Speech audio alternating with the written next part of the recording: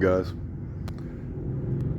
I mean, you can kind of see on the YouTube streets alone that there are just people that think very differently from one another and view things very differently.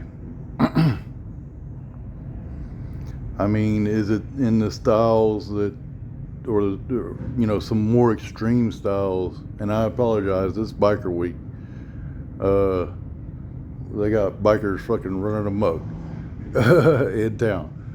So, but parenting styles, I mean, can be sometimes they can be extreme where they maybe coddle the child, or they can be extreme in the way that that were abusive, or a combination thereof.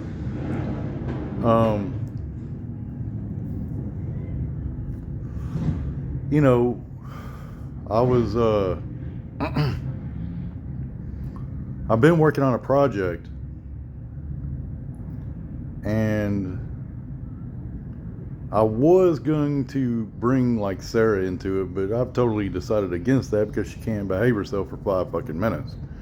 So I mean, I'm thinking about taking what I got now and then adding to it and everything else. But some issues arise here and there, and some of the things that I'm thinking, was thinking at the time, are going to have to be very different. Like, I was totally ill prepared for the extremes of the situation. Do certain people have extremes on YouTube? Absolutely. Are they to the extremes of what I'm witnessing working on this project? No. No, they are not. Like, a lot of times you're dealing with certain people that, you don't know really what to expect or how to expect it. Like, you notice that some people on YouTube have an arrogant, I'm going to get them before they get me strategy in their life, and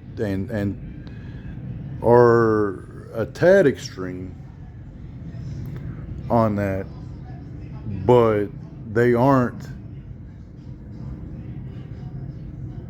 extreme to that point.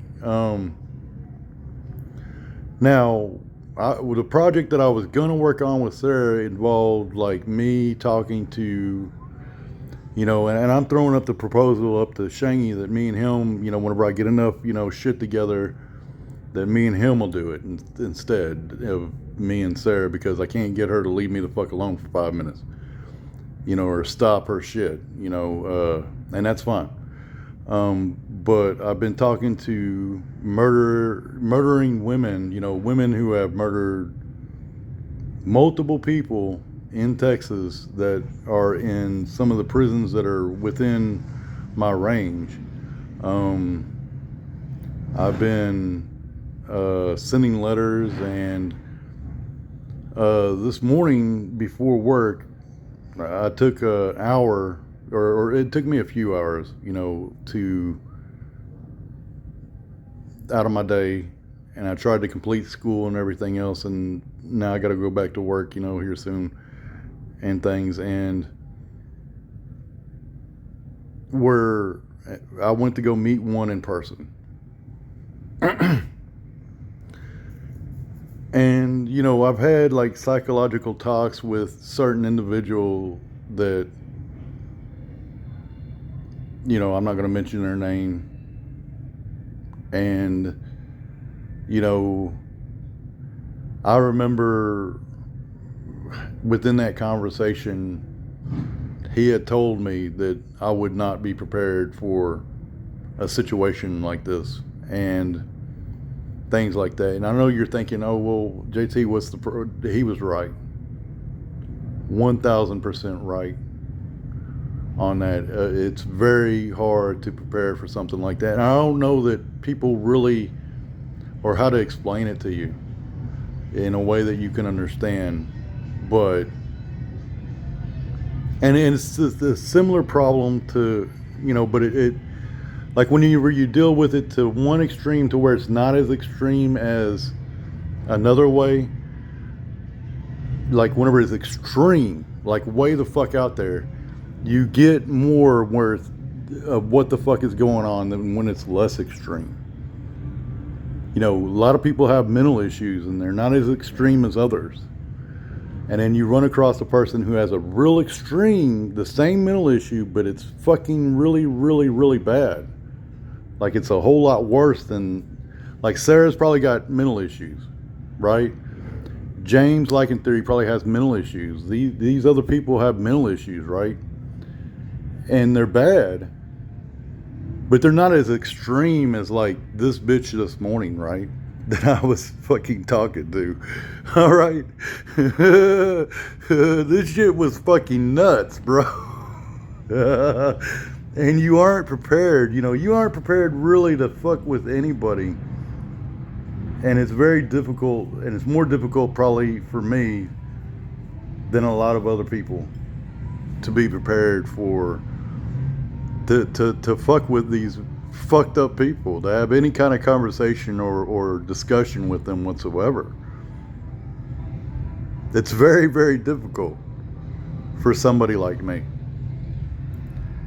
And it can be very difficult for a lot of people. I finally get what the guy was talking about, though. I understand him. Oh, I understand what he's talking about now. I get it. To the degree that I can get it. And what I mean by that is some people just do not think like us. And I was having a discussion with this woman, and I've got it recorded and everything. And this shit that I'm gonna put on a show, somebody's show somewhere someday. We're gonna have like episodes, and I'm gonna put together a lot of material here and try to put it together. I'm gonna show letters that went back and forth. I'm gonna show the conversations that happened between me and these individuals. And the psychology of it, that I'm not, it's way above my pay grade, so to speak. And it's probably above anybody's pay grade for that matter. I'm not out here to fix anybody. I'm not going to be able to fix any of these people. And I'm not even trying to, you know what I mean? And I'm not going to try to fix this woman or any other woman. That is above my pay grade. I'm not capable of that, fixing anybody. But it's just interesting to see how things play out, so to speak. Like whenever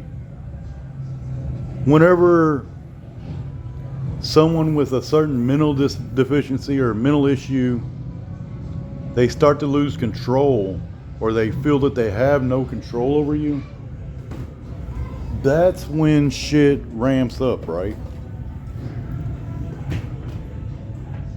That's why at the end of relationships is when people lose their shit and they kill the other person.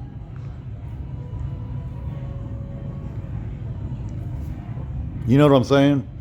Like a lot of this YouTube shit, even if you look at it like it's a less extreme mental illness going on, and then they get to where they ramp shit up when they don't have control over you, right? Or they feel that they've lost some sort of control over you, or whatever the case may be. And when the end of the relationship happens, that means, an abusive person, they've isolated you, right?